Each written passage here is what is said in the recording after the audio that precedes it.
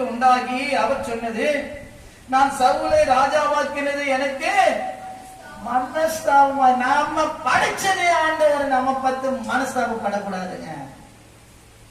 நோவாவுடைய காலத்துல அப்படிதான். ஏன்னா இந்த ஜனங்களை படிச்சது மனஸ்தாபப்பட்டார். இரண்டாவது இங்க பாக்குறோம், இந்த ராஜாவை நான் ஏற்படுத்துறதுக்காக நான் என்ன பண்றேன்? மனஸ்தாபம். ஏன்? ஆண்டவருடைய வார்த்தையை கேட்டு அவன் கீழ்ப்படியல. நீங்க எப்படி இருக்கீங்க? அல்லேலூயா. நாம் இருக்கிற ஸ்தானம் எப்படி இருக்கு? அந்த ஸ்தானத்துல நம்ம நிலைநிறுத்தணுமா இல்ல நம்ம கண்டப்படணுமா? ஆண்டு சொல்றாது, அது உன் கருத்துல இருக்குப்பா, உன் கையில இருக்கு.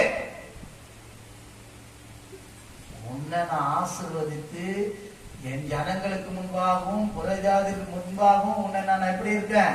சாட்சியா நிலைநிற்க வச்சிருக்கிறேன். நீ எப்படி இருக்க? உன்னை பார்த்து கர்த்தர் ஒரு நாள் என்ன பண்ணக்கூடாது? மனஸ்தாபப்படக்கூடாது.